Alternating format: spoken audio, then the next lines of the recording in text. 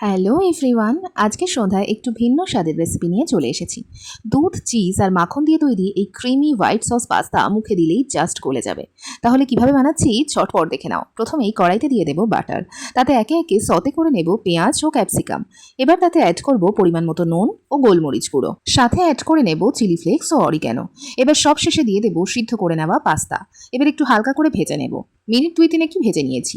এবার আরেকটি কড়াই নিয়ে তাতে অ্যাড করছি মাখন ও 1 চামচ ময়দা।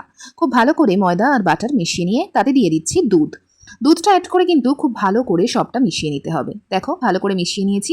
এবার এর মধ্যে দিয়ে দেবো আবারও একটু চিলি ফ্লেক্স ও অরিগ্যানো, নুন ও সামান্য চিনি। আমি এখানে একটা চিজের কিউবও গ্রেট করে দিয়ে দিয়েছিলাম।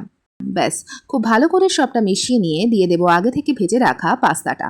ব্যাস, এবার মিনিট 2 সবটা খুব ভালো করে মিশিয়ে নিলেই তৈরি হয়ে যাবে দুধ, চিজ আর মাখনের জাদুতে তৈরি ক্রিমি হোয়াইট সস পাস্তা। খুব সাধারণ কিছু উপকরণ দিয়ে তৈরি এই অসাধারণ স্বাদ। ঘরেই বানিয়ে ফেলুন রেস্টুরেন্টের মতো হোয়াইট সস পাস্তা। তাহলে আর কি, দেখা হচ্ছে আবারও একটি নতুন ভিডিও নিয়ে। ভালো থাকবেন, সুস্থ থাকবেন।